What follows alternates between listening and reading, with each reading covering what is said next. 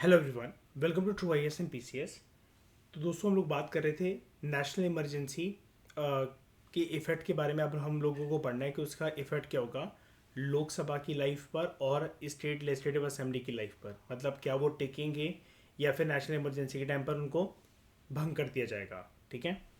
Last चीज़ हमने ये पढ़ी थी कि नेशनल इमरजेंसी के इफ़ेक्ट क्या होते हैं सेंट्रल स्टेट रिलेशंस के ऊपर, और उसके अंदर हमने तीन चीज़ें जानी थी कि सेंट्रल स्टेट रिलेशंस के कंटेक्स में एग्जीक्यूटिव रिलेशंस किस तरीके से मोल्ड होते हैं during the time of national emergency, legislative relations कैसे और फाइनेंशियल रिलेशंस कैसे। ठीक है। तो इफेक्ट क्या होता है on the life of Lok Sabha and state legislative assembly, इसको जानते हैं। ये हमारा यहाँ पर जो हम शुरू में पढ़ रहे थे तीन हेडिंग्स के अंदर हमें पढ़ना है कि इफेक्ट क्या होगा नेशनल इमरजेंसी का ओवरऑल। तो सेंट्रल स्टेट रिलेशंस को हमने पढ़ लिया जिसके तीन इफेक्ट जाने हम लोगों ने। अब हम जानते हैं लोकसभा और विधानसभा की उस पर क्या असर पड़ेगा टेन्योर पर, और फंडामेंटल राइट्स पर क्या असर पड़ेगा। ये तीसरा टॉपिक होगा हमारा। तो ये सेकंड टॉपिक। तो जब नेशनल इमरजेंसी का प्रोक्लेमेशन ऑपरेशन में होता है तो लोकसभा की जो लाइफ है वो एक्सटेंड करी जा सकती है beyond it's normal term. Normal term Lok Sabha की क्या होती है? 5 साल होती है। 5 साल के बाद लोकसभा का क्या हो जाता है श्रेया?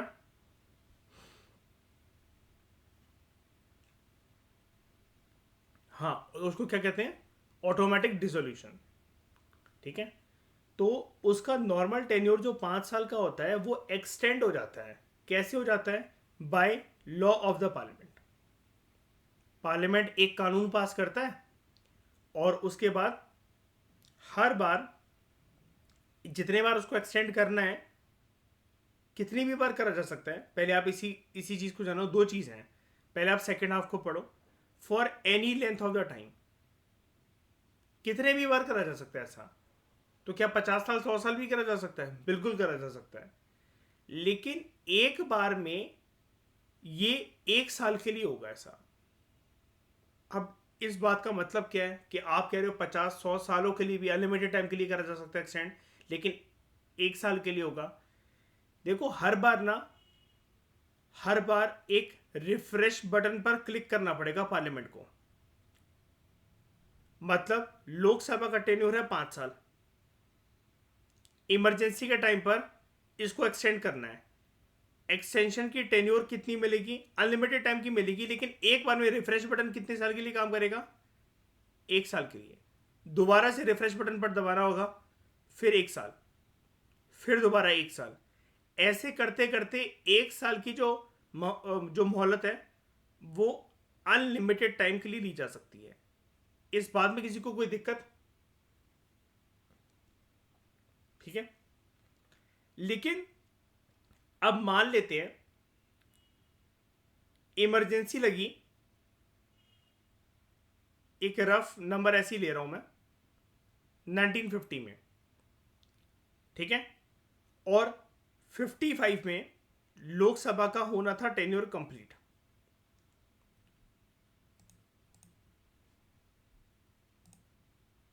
इमरजेंसी लगी 55 मान लो। लोकसभा का टेन्योर था 1950 से लेकर 1955 तक, और 1955 में 1955 में लग गई नेशनल इमरजेंसी।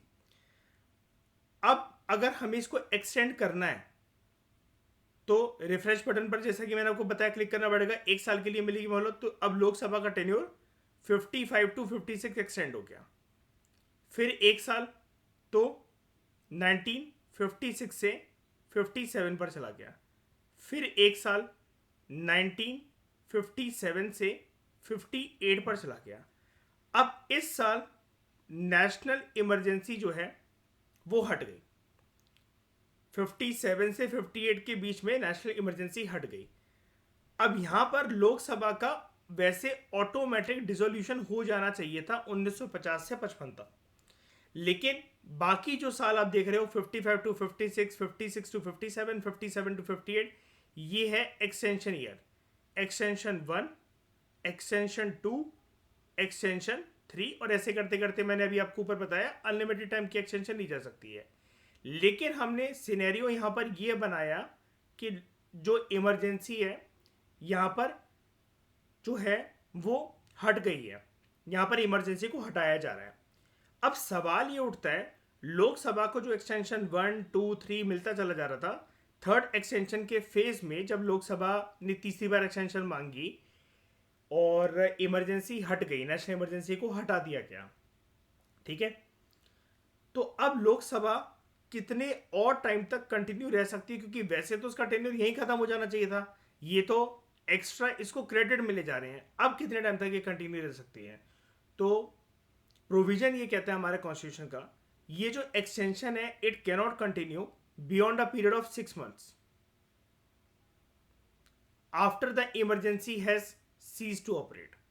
जिस दिन इमरजेंसी हट गई है उस दिन से लेकर आने वाले 6 महीने तक, या उस दिन से टोटल 6 महीने तक इमरजेंसी जो है जब हट गई है, 6 महीने तक लोकसभा का जो टेन्योर है वो और एक्सटेंड हो सकता है, उसके बाद नहीं हो सकता।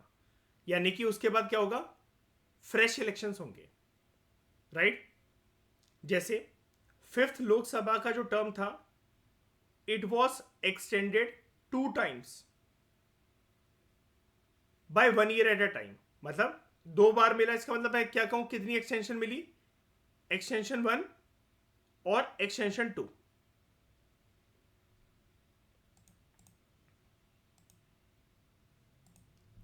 जो 5th लोकसभा का जो टर्म था वो 18 मार्च 1976 को एक्सपायर होना था, यानी कि 18 मार्च 1976 को क्या होना था,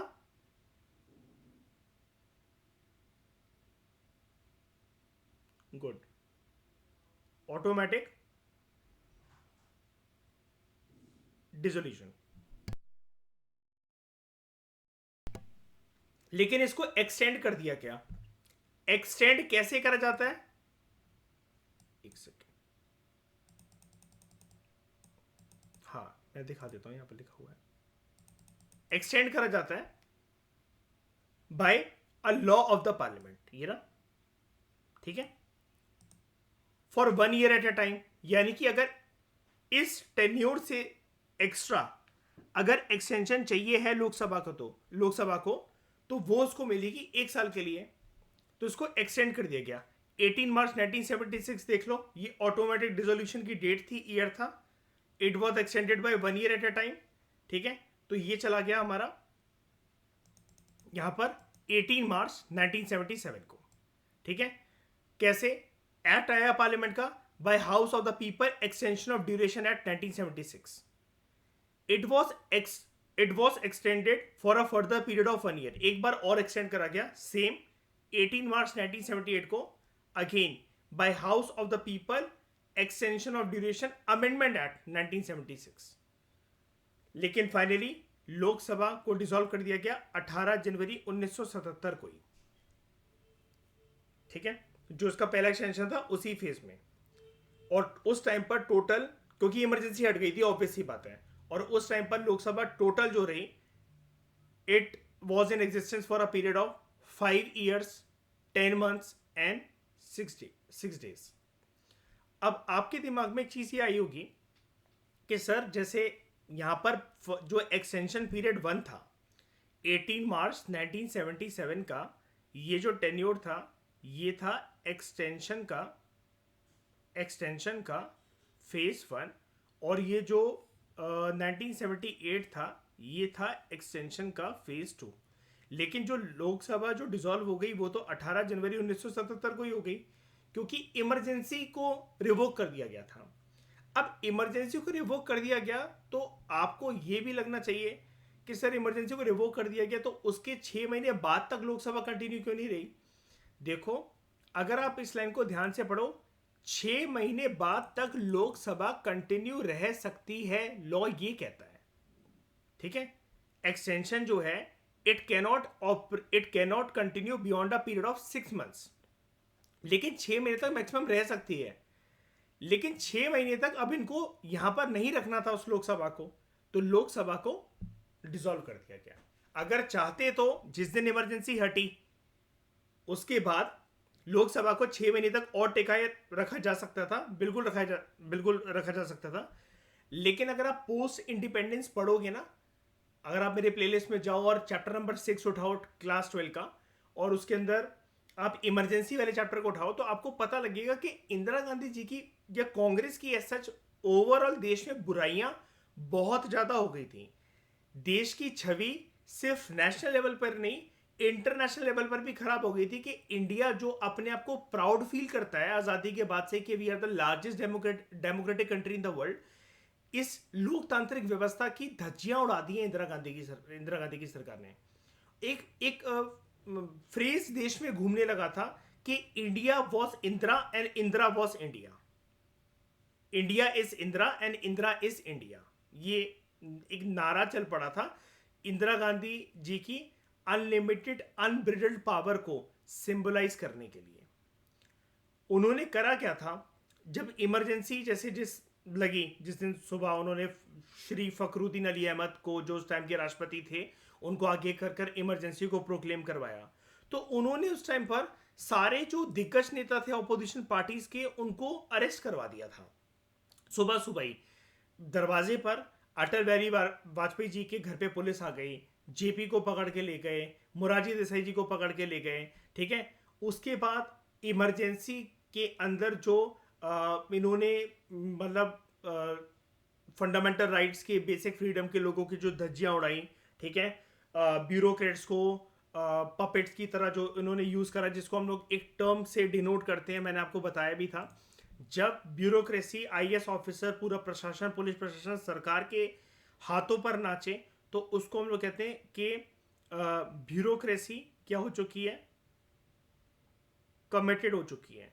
और ये कमिटेड सिर्फ ब्यूरोक्रेसी नहीं थी, यहां पर कमिटेड जुडिशरी भी थी, क्योंकि कोर्ट ने मना कर दिया था कि इमरजेंसी के टाइम पर हम किसी भी केस की सुनवाई करेंगे ही नहीं।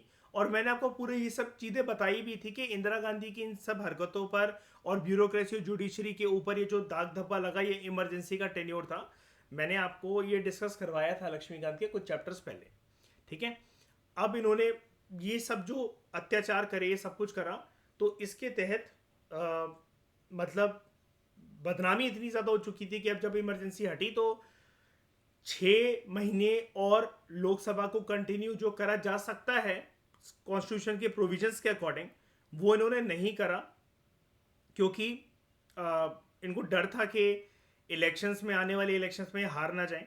लेकिन इलेक्टोरल वर्डिक्ट पहले से ही डिसाइडेड था, क्योंकि देश की जनता की जो एक पॉलिटिकल वेव थी, जो हवा थी, वो इनके अगेंस्ट पहले ही जा चुकी थी, ठीक है। ये सिनेरियो था। तो मतलब मैंने आपको बेसिक पॉलिटी के प्रोविजंस और ये जो एक्सटेंशन 1 एक्सटेंशन 2 जो है ना, आपको समझना है अगर अच्छे से, तो मैंने आपको एक छोटा सा ट्रेलर दे दिया कि पोस्ट इंडिपेंडेंट सिनेरियो क्या था, इस वजह से एक्सटेंशन इन्होंने 6 महीने का और नहीं करा। और दूसरा एक्ट जो लाया गया, वो तो श्रेया देखने से ही पता लग रहा है वो तो वेस्ट है कंप्लीटली, है ना, कि 18 मार्च 1978 तक ये जो एक्ट था, क्या नाम है इसका, house of the people extension of duration amendment act 1976, ठीक है।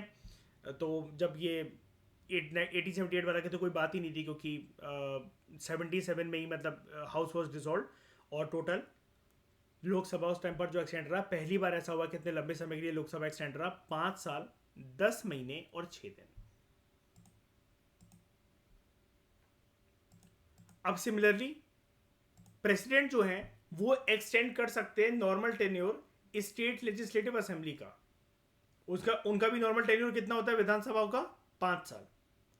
इसको भी एक्सटेंड करा जा सकता है, सॉरी प्रेसिडेंट नहीं, पार्लियामेंट एक्सटेंड कर सकता है टेन्योर स्टेट लेजिस्लेटिव असेंबली का, यानी कि विधानसभाओं का। प्रोविजंस वही रहेंगी, बाय 1 ईयर ईच टाइम, मतलब एक बार में 1 साल के लिए। और ऐसा एक एक बार करते करते एक्सटेंशन 1, एक्सटेंशन 2, एक्सटेंशन 3, ऐसा करते करते कितनी भी बार करा जा सकता है। कंडीशन क्या है, during a period of national emergency. और सेम कंडीशन यहां पर भी लागू होती है कि जिस टाइम अगर नेशनल इमरजेंसी हट गई है, जो इसको एक्सटेंशन मिली है स्टेट लेजिस्लेटिव असेंबली को, मैक्सिमम पीरियड के लिए जो टिकी रह सकती है जब इमरजेंसी हटने के बाद। सेम सिनेरियो मान लो कि मध्य प्रदेश की विधानसभा है, उसका टेन्योर खत्म होना था 1955 में, इमरजेंसी के टाइम पर उसको एक्सटेंशन मिला, पहला, दूसरा, तीसरा, 57 से 58 के बीच में जो इमरजेंसी है वो हट गई। तो फिर मान लो कि अगर इमरजेंसी जनवरी 1957 में हट गई, ठीक है, तो यहां से मैक्सिमम टाइम के लिए मध्य प्रदेश की विधानसभा कितनी और रह सकती है? जनवरी 1957 में नेशनल इमरजेंसी को हटा दिया गया, ठीक है। अब मध्य प्रदेश की विधानसभा कितने और समय के लिए टिकी रह सकती है? तो काउंट करो, जो महीना होगा, पहला महीना फरवरी, दूसरा मार्च, अप्रैल, मई, जून, जुलाई, पहला, दूसरा, तीसरा, चौथा, पांचवा, छठा, जुलाई तक, इसके बियॉन्ड नहीं। ये कॉन्स्टिट्यूशन के प्रोविजंस कहते हैं। क्लियर हो गई ये वाली बात? वैसे तो आप लोग ये जानते हो, लेकिन आज मैंने आपको एक एक्सटेंशन के साथ थोड़ा सा डेप्थ में जाकर इन डिटेल बता दिया। कोई दिक्कत? ठीक है। अब तीसरा इफेक्ट हम लोग जानते हैं कि फंडामेंटल राइट्स के ऊपर इमरजेंसी का क्या इफेक्ट होगा। तो आर्टिकल्स जो 358 हैं और 359 है वो डिस्क्राइब करते हैं कि नेशनल इमरजेंसी का इफेक्ट फंडामेंटल राइट्स के ऊपर क्या हो सकता है, ठीक है। दोनों आर्टिकल को आपको याद रखना पड़ेगा, इंपॉर्टेंट है ये। यही हमें बताते हैं कि नेशनल इमरजेंसी के टाइम पर हमारे मौलिक अधिकारों के ऊपर क्या कहते हैं, मौलिक अधिकारों के ऊपर क्या असर पड़ता है। आर्टिकल 358 बात करता है कि फंडामेंटल राइट्स जो हैं वो सस्पेंड हो सकते हैं नेशनल इमरजेंसी के टाइम पर, स्पेशली वो वाले जो कि हमें गारंटीड करे गए हैं बाय कॉन्स्टिट्यूशन थ्रू आर्टिकल 19। जबकि आर्टिकल 359 बात करता है, it deals with the suspension of other fundamental rights except those which are guaranteed by article 20 and 21। याद है ना वो, right to life and personal liberty. अब इसको हम समझते हैं, fundamental rights, suspension of fundamental rights under article 19। According to article 358 जब नेशनल इमरजेंसी लगी हो तो 6 फंडामेंटल राइट्स अंडर आर्टिकल 19। अब ऐसा क्यों बोला जा रहा है 6 फंडामेंटल राइट्स अंडर आर्टिकल 19? क्योंकि ओवरऑल फंडामेंटल राइट्स कितने होते हैं? ओवरऑल 6 होते हैं। और आर्टिकल 19 बेसिकली इसकी ब्रॉड हेडिंग क्या होती है? Right to freedom. इसके अंतर्गत भी कितने तरीके के फ्रीडम होते हैं? 6 तरह की। इसलिए अब समझ जाओ ये वाली लाइन का मतलब क्या है, ठीक है। यहां से यहां तक 6 फंडामेंटल राइट्स अंडर आर्टिकल 19 ये ऑटोमेटिकली सस्पेंड हो जाते हैं। अगर हम उस टाइम पर ये बोलें कि हम जैसे एक दो चीजें पकड़ता हूं मैं यहां पर कि freedom of speech and expression क्या काम करेगा नेशनल इमरजेंसी के टाइम पर? Right to assemble peacefully without arms. अब देख लो मैं पीसफुली असेंबल हो रहा हूं विदाउट आर्म्स, नहीं, ठीक है, क्योंकि परिस्थिति कुछ अलग है। नेशनल इमरजेंसी के टाइम पर परिस्थिति वो नहीं है कि यहां पर पर्सन ये बोल सके कि नहीं मेरे को तो अपने मौलिक अधिकारों को एंजॉय करना है। अच्छा मुझे एक बात बताओ, जब फंडामेंटल राइट्स इतने सेक्रोसेंट होते हैं, इतने सुप्रीम होते हैं, इतने इंपॉर्टेंट होते हैं, नाम ही उनका फंडामेंटल है, हमने पढ़ा भी था कि फंडामेंटल वर्ड का मतलब यही होता है they are so supreme, so important, so sacrosanct कि they can not be touched even through an amendment of the constitution. बहुत सारी बातें होती हैं, उनकी बहुत तारीफें होती हैं, ठीक है। लेकिन फिर ऐसी किसी परिस्थिति में इनको सस्पेंड क्यों करा जा रहा है? कितनों को भी सस्पेंड करा जा रहा है, लेकिन ऐसी किसी परिस्थिति में इनको सस्पेंड क्यों करा जा रहा है?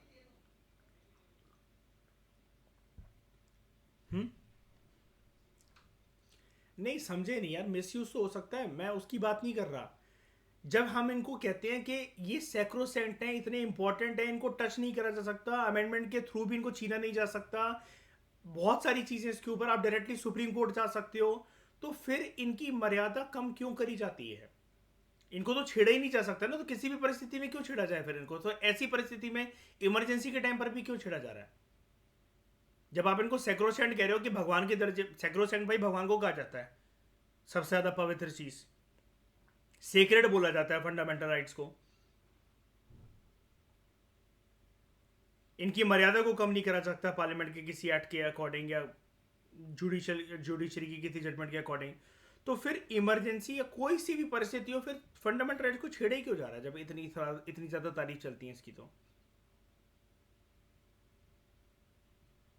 हाँ, ये रीज़न है। फंडामेंटल राइट्स एक्चुअली क्या है, शरिया पूरा बोलो कि एब्सोल्यूट नहीं होते हैं, है ना। हर एक फंडामेंटल राइट एक रीजनेबल रिस्ट्रिक्शन के साथ आता है। गुड श्रेया, ठीक है। तो no separate order for their suspension is required. कोई सेपरेट ऑर्डर नहीं देना पड़ता है इनके लिए, इनके सस्पेंशन के लिए। अभी सेपरेट ऑर्डर वाली लाइन क्या है, इसको कैसे समझूं मैं कि सेपरेट ऑर्डर नहीं देना पड़ता, मतलब क्या। इस बात का मतलब ये है, जैसे आप यहां देखो, इसके लिए आया था ना एक फर्दर ऑर्डर, सॉरी ये सेपरेट ऑर्डर आया था ना कि अगर हमें लोकसभा के टेन्योर को अगर एक्सटेंड करना है तो एक ऑर्डर आता है, एक्ट आता है, मतलब बेसिकली जैसे यहाँ पर आया house of the people extension of duration act 1976। फिर एक बार और एक्सटेंड करा गया तो house of the people extension of duration amendment act 1976। तो इस तरीके का एक्ट या इस तरीके का कोई भी रिटन ऑर्डर वो नीडेड नहीं है, ठीक है। मतलब ये वाला काम अगर यहां पर बोला जा रहा है कि no separate order for the suspension is required, तो ये नॉर्मली कौन से तौर तरीके से हो सकता है, कौन से तौर तरीके से हो सकता है। नहीं यार, आर्टिकल नहीं पूछ रहा हूं मैं, कह रहा हूं तौर तरीका क्या होगा इसकी सस्पेंशन क्या, जब इसके लिए कोई सेपरेट ऑर्डर ही नहीं आ रहा है तो फिर तरीका क्या होगा। बाय डिफॉल्ट कौन डिसाइड कर रहा है, कौन डिसाइड कर रहा है ये। नहीं, पार्लियामेंट का है ही नहीं ना, ऑर्डर ही नहीं है यहाँ पर किसी चीज का। नहीं, कॉन्स्टिट्यूशन भी नहीं है। सिंपली यहां पर एग्जीक्यूटिव एक्शन की नीड है, एग्जीक्यूटिव एक्शन की नीड है। कैसे, मैंने आपको एक चीज बताई थी, श्रीमती इंदिरा गांधी जी ने जब इमरजेंसी लगाई थी, याद है, ऑल इंडिया रेडियो पे आकर उन्होंने कहा था कि आपातकालीन लग चुकी है, घबराने की कोई बात नहीं है, emergency has been declared, nothing to panic. सरकार बेसिकली श्रेय डिसाइड कर सकती है कि कौन से फंडामेंटल राइट्स जो हैं वो ऑपरेशन में रहेंगे, कौन से नहीं रहेंगे।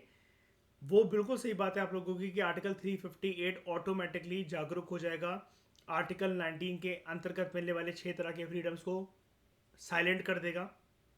ये सारी चीज़ें हो जाएंगी ऑटोमेटिकली, लेकिन फिर भी यहाँ पर सरकार का बोलना मतलब काफ़ी है, सरकार का एक इशारा देना मतलब काफ़ी है। कोई इसके लिए कोई return order, separate order, parliament के एक्ट की आवश्यकता नहीं है। क्लियर हो गई ये वाली बात,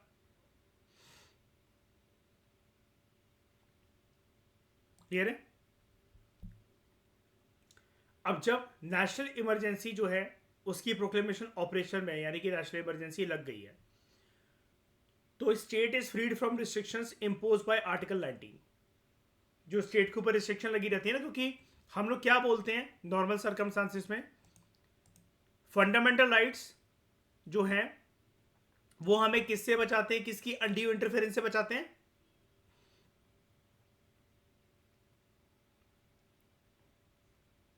फंडामेंटल राइट्स हमें किसकी अनड्यू इंटरफेरेंस से बचाते हैं, एग्जीक्यूटिव एक्शन।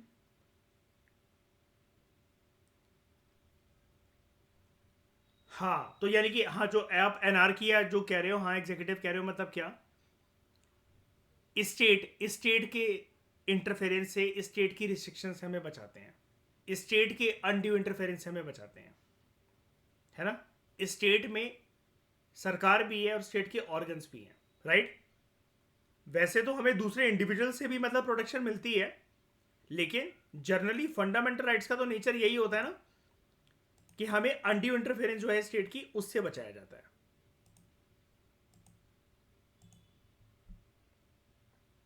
तो जब नेशनल इमरजेंसी लगी हो तो अब स्टेट इस टाइम पर फ्री हो जाता है, जो रिस्ट्रिक्शंस उसके ऊपर लगी होती हैं इम्पोज बाय आर्टिकल 19। तो in other words, state can make law, can make any law,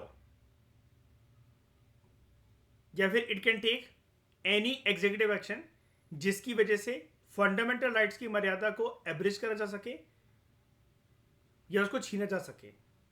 लेकिन याद रखना, हम लोग आर्टिकल 358 पढ़ रहे हैं, तो 358 आर्टिकल का लेना देना कौन से फंडामेंटल राइट्स के साथ है, जो कि कौन से आर्टिकल के अंदर आते हैं, which are guaranteed by article 19।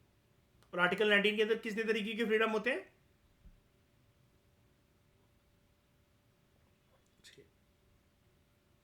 तो एनी सच लॉ और एग्जीक्यूटिव एक्शन, इसको चैलेंज नहीं करा जा सकता किसी ऐसे ग्राउंड पे that they are inconsistent with the fundamental rights. हमें आर्टिकल 19 के अंदर तो 6 तरह के फ्रीडम मिल रखे हैं, स्टेट इस पे रीजनेबल रिस्ट्रिक्शन, स्टेट इस पे रिस्ट्रिक्शंस लगा रहा है, अनड्यू इंटरफेरेंस दिखा रहा है। आप ये बातें कोर्ट से या फिर किसी भी एक कंप्लेनिंग अथॉरिटी से जाकर नॉर्मल सर्कमस्टांसिस के अंदर कह सकते हो। बेसिकली तो जुडिशरी होता है सब कुछ देखने वाला, फंडामेंटल राइट्स के लिए आप किसी भी और कंप्लेनिंग अथॉरिटी के पास क्या ही जाओगे। जुडिशरी नॉर्मल सर्कमस्टांसिस में तो स्टेट और स्टेट के ऑर्गन्स की धज्जियां उड़ा देगा अगर उसने इंटरफेरेंस दिखाई है, आपके फंडामेंटल राइट्स को रिस्पेक्ट करने की कोशिश करी है। लेकिन इमरजेंसी के टाइम पर नहीं, स्टेट के हाथ पूरे खुले हुए हैं कि आपके फंडामेंटल राइट्स को वो छीन सकता है, टेक अवे कर सकता है। तो when national emergency ceases to operate, जब नेशनल इमरजेंसी हट जाती है, article 19 automatically revives and comes into force. ठीक है, दोबारा से आर्टिकल 19 एक्टिवेट हो जाता है, ठीक है, and it comes into force. Clear है ये वाली बात?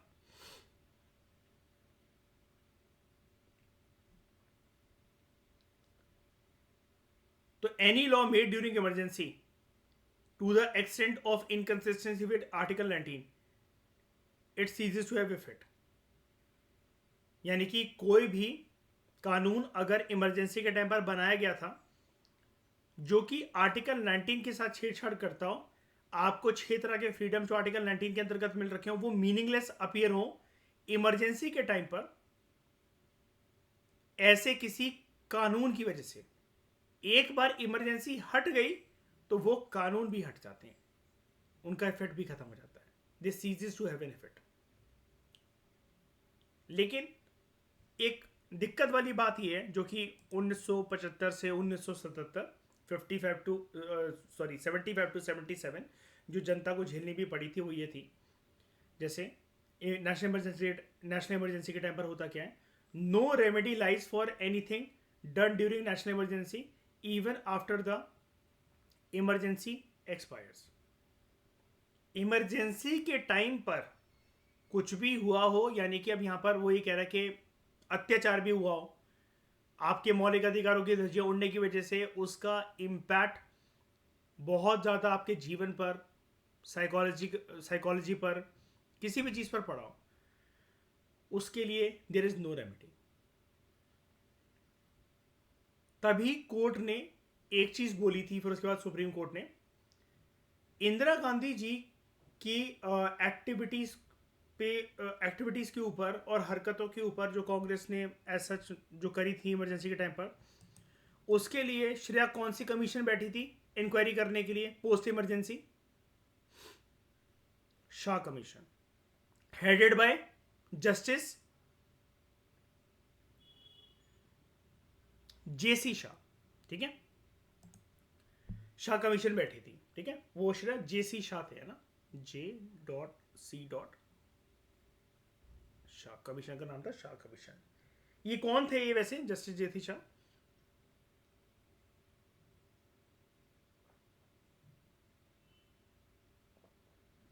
रिटायर्ड जज थे सुप्रीम कोर्ट के, ठीक है। तो दिस मीन्स दैट लेजिस्लेटिव और एग्जीक्यूटिव एक्शंस जो कि इमरजेंसी के टाइम पर हुए हैं, they can not be challenged even after the emergency cease to operate, कि हमारे साथ ऐसा ऐसा हुआ था।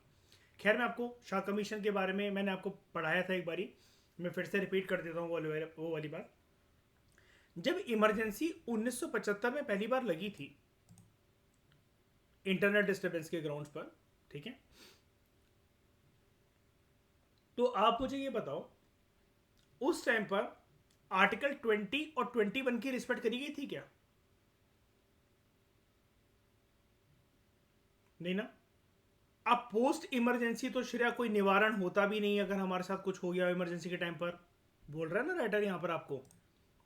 आज भी अगर इमरजेंसी लग जाए तो इमरजेंसी के टाइम पर जो जो हमारे साथ हुआ हम उसके लिए किसी के लिए मतलब न्याय पाने के लिए किसी के दरवाजे जा सकते हैं क्या आज भी? नहीं।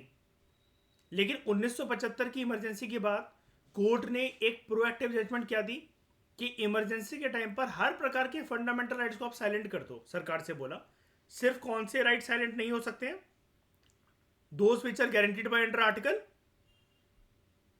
20 and 21। Yes, right to life and personal liberty. और 21 वाला कौन, 20 वाला कौन सा होता है? यस। तो 44th amendment act 1978 it restricted the scope of article 358 in two ways. जानते हैं कैसे? सबसे पहले जो 6 फंडामेंटल राइट्स हैं, यानी कि 6 जो फ्रीडम है under article 19, they can be suspended only when national emergency is declared on the ground of war और external aggression and not on the ground of armed rebellion. आज ये वाली बात आप जान जाओ, इसलिए मैं आपको आराम से ये चीज समझा रहा हूं कि 1975 के टाइम पर जो कांग्रेस ने, जो इंदिरा गांधी जी की सरकार ने काइंड ऑफ जो उनकी छवि उनकी बनी कि हम ऐसा बोल सकते हैं, और ये बोलना कुछ हमारे लिए रूड नहीं होगा, कि जो अत्याचार करे सरकार ने ऑपोजिशन पार्टीज के ऊपर, जनता के ऊपर, जो साइकोलॉजिकल प्रभाव आया, बहुत सारी चीज़ें हुई। इवन ये सारी चीज़ों को ट्रू तरीके से हाईलाइट करके दिखाया भी नहीं गया, क्योंकि उस टाइम पर इलेक्ट्रॉनिक मीडिया तो नहीं थी इतनी ज़्यादा, देश में कोई यूज़ भी नहीं करता था, इतना टीवी वगैरह फैसिलिटीज़ ही नहीं थी। लेकिन जो प्रिंट मीडिया का मतलब होता है दोस्तों न्यूज़पेपर, अखबार, मैगजीन वगैरह। आपको पता होगा कि इमरजेंसी की रात को सभी मेजर अखबारों के दफ्तरों की पूरे देश में किसी को भी नहीं छोड़ा गया था और बिजली काट ली गई थी। याद है? पढ़ा है कभी आपने अगर ऐसा सुना हो? तो क्या हुआ था, पहली बार ऐसे अखबार कुछ दिनों बाद जाकर प्रिंट हुए थे श्रेया, जहां पर सरकार के विरोध में अखबारों का और मैगजीन्स का जो सबसे पहला इंट्रोडक्शन पेज आता था ना, सबसे पहला जो पेज होता है जिसमें हम लोग प्रीफेस नहीं लिखते हैं श्रेया, कि मतलब इसमें मिलेगा क्या, आज है क्या, मैगजीन्स में ये लिखते हैं। और अखबार के पहले पेज पे तो सबसे टॉप की सुर्खियां होती हैं, अंदर के पेजों में जाकर उसके बारे में डिटेल में हमें जानने को मिलता है ना आर्यन? तो वो ब्लैंक छपना स्टार्ट हो गए थे, या फिर काला पेज होता था सबसे पहले, पूरा ब्लैक। क्यों? एक प्रोटेस्ट करने का तरीका कि तुम प्रेस की फ्रीडम के साथ खिलवाड़ कर रहे हो। तो चेंज क्या आया 44th अमेंडमेंट एक्ट से? सबसे पहला चेंज ये आया कि आप, मतलब सरकार को बोला गया कि आप ये जो इमरजेंसी के टाइम पर ये सोच रहे हो कि जो लोगों को आर्टिकल 19 के अंदर अंतर्गत छह तरह के फ्रीडम जो मिले हुए हैं ये भी सस्पेंड हो जाएंगे, तो याद रखना वो नेशनल इमरजेंसी का ग्राउंड बहुत इंपॉर्टेंट है। 1975 में दोस्तों कौन से ग्राउंड पे नेशनल इमरजेंसी लगी थी?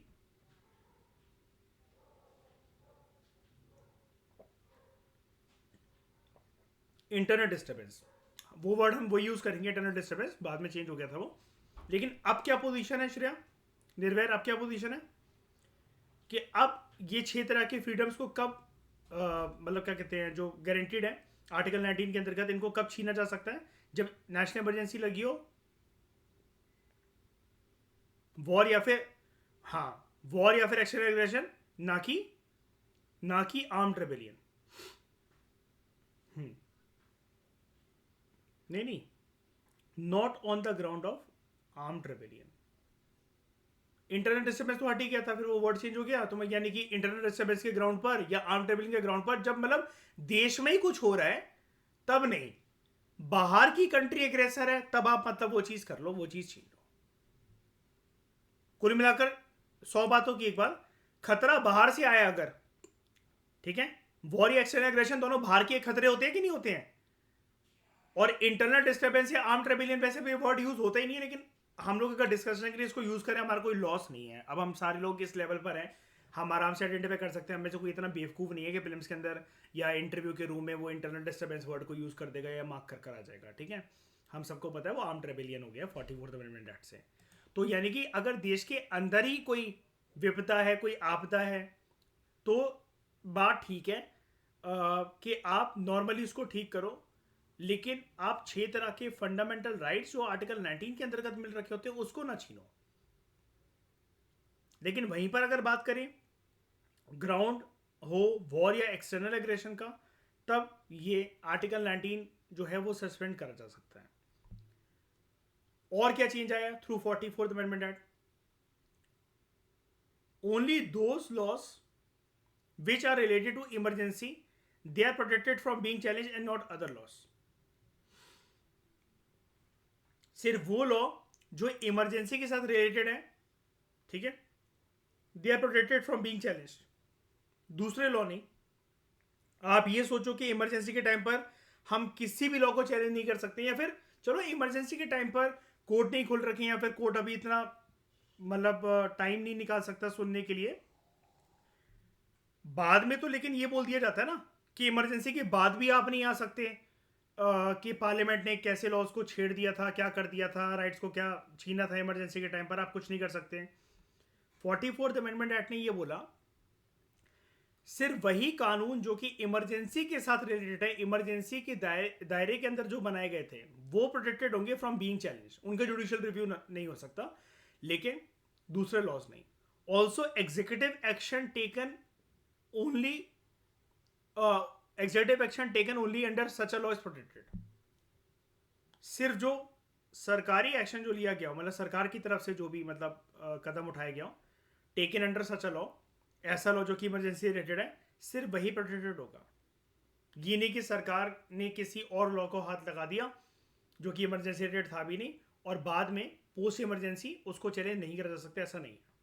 अच्छा चलो ठीक है, हम 44th अमेंडमेंट एक्ट 1978 की सेकंड बात को माने, तब भी हम हर्ट होते हैं, हमारा दिल टूटता है, क्योंकि इसने भी भाई ये बोला कि इमरजेंसी के टाइम पर भाई जो लॉ इमरजेंसी के साथ रिलेटेड हैं they are protected from being challenge, यानी कि उनका जुडिशियल रिव्यू नहीं हो सकता।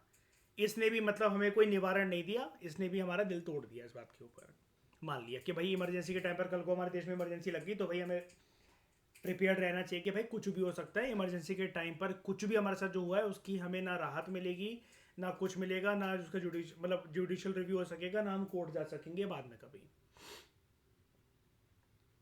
लेकिन एक अच्छी बात बताता हूं, एक रे ऑफ होप बताता हूं, ठीक है, उम्मीद की किरण।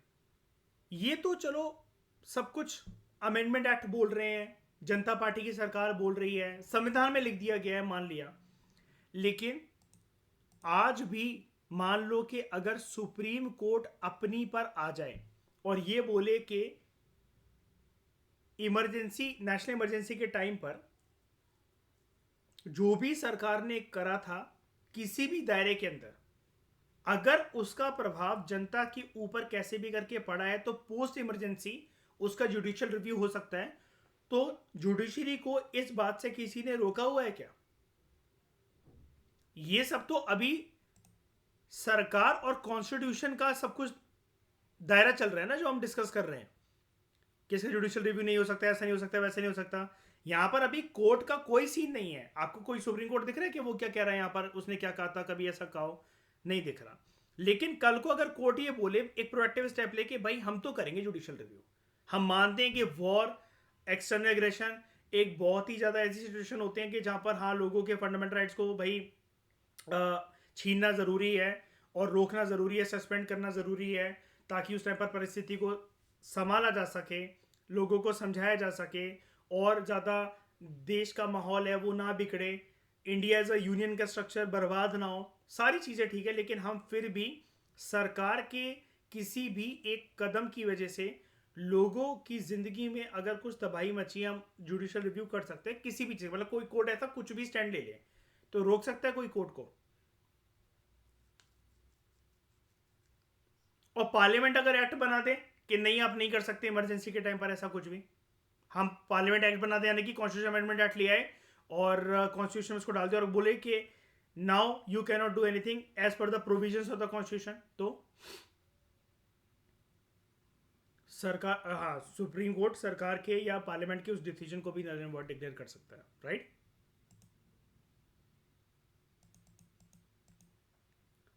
अब एक था आर्टिकल, क्या कह रहे हो आर्यन?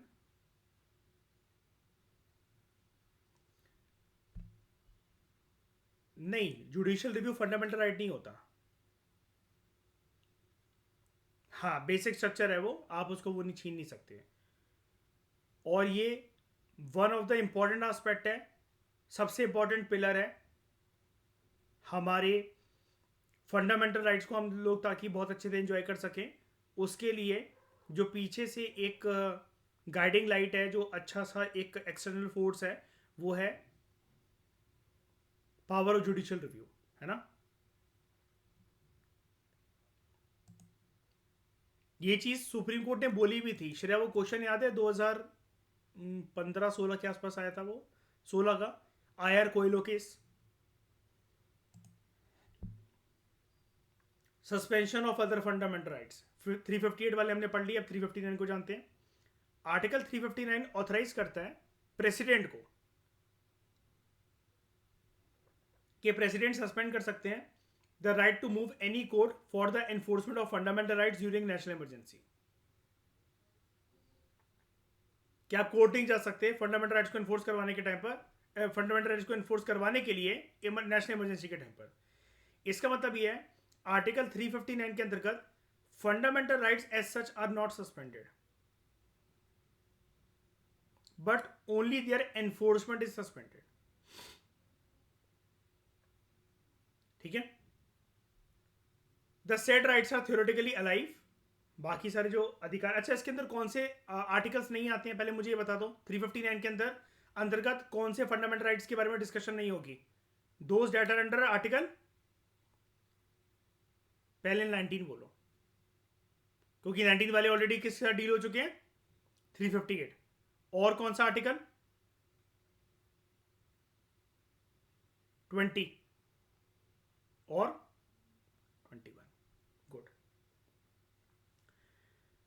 तो their said rights are theoretically alive, the said rights are theoretically alive, but the right to seek remedy is suspended. तो suspension of enforcement relates to only those fundamental rights that are specified in the presidential order. ये fundamental rights को enforce जो नहीं करा जा सकता, ये सिर्फ उन फंडामेंटल राइट्स के लिए है जो कि प्रेसिडेंशियल ऑर्डर में जो गिवन है, यानी कि प्रेसिडेंट को आगे करके बोला जाएगा ना कि आप मतलब जो है वो सस्पेंड करो। और वो हम जानते हैं कि देखो ये सिर्फ ड्रामेबाजी वाली बात होती है, ये कोई इनका डिस्क्रिप्शन नहीं है कि अपनी मर्जी से आकर किसी को भी बोल देंगे ऐसे, पीछे सरकार बताएगी इनको, है ना, प्रधानमंत्री और उनका मंत्रिमंडल। Further suspension could be for the period during the operation of emergency और फॉर अ शॉर्टर पीरियड, जैसा भी प्रेसिडेंशियल ऑर्डर में मेंशन हो। मतलब यहां पर प्रेसिडेंशियल ऑर्डर पत्थर की लकीर है, जो भी उसके अंदर लिखा जाएगा वैसे वैसे तरीके से मोल्ड होएगा सब कुछ। And this suspension order may extend to the whole और any part of the country. और इसको रखा जाएगा before both the house of the parliament for its approval. जब प्रेसिडेंशियल ऑर्डर जो है, while a presidential order is in force, state can make any law or can take any executive action abridging or taking away the specified fundamental rights. तो जब presidential order force में आ गया है, उसके बाद सरकार बेसिकली क्या कर सकती है, या पार्लियामेंट क्या कर सकता है, वो कोई भी कानून बना सकते हैं और सरकार कोई भी एग्जीक्यूटिव एक्शन ले सकती है जिसकी वजह से स्पेसिफाइड फंडामेंटल राइट जो कि प्रेसिडेंशियल ऑर्डर में शामिल है वो लिए जा सकते हैं, वो छीने जा सकते हैं, उनको हॉल्ट करा जा सकता है। एनी सच लॉ और एग्जीक्यूटिव एक्शन, इसको चैलेंज नहीं करा जा सकता किसी भी कोर्ट के अंदर ये बोलते हुए कि they are inconsistent with the specified fundamental rights. अब when the order ceases to operate, any law so made to the extent of inconsistency with specified fundamental right ceases to have an effect. जब emergency हट गई उस time के अंदर, फिर ये जब प्रेसिडेंशियल ऑर्डर हट जाएगा तो फिर जो भी एक्शन या डिसीजन लिए गए होंगे फिर उनकी भी कोई मान्यता नहीं रह जाती है।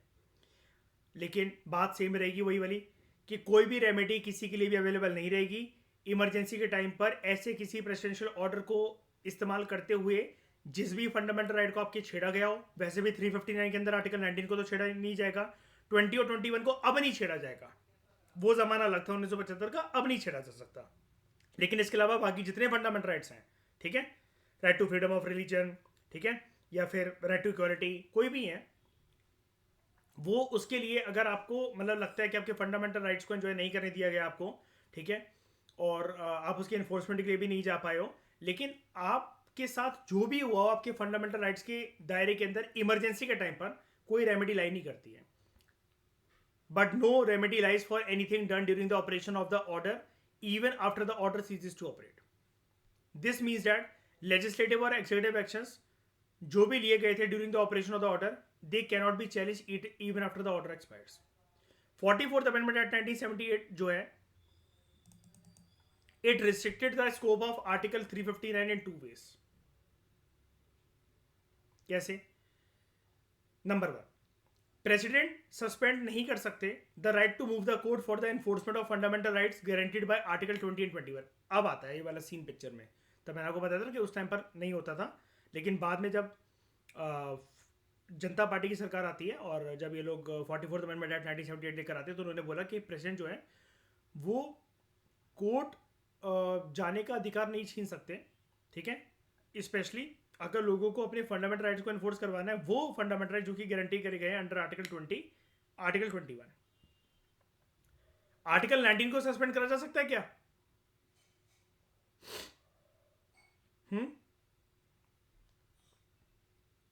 आर्टिकल 19 को सस्पेंड करा जा सकता है क्या?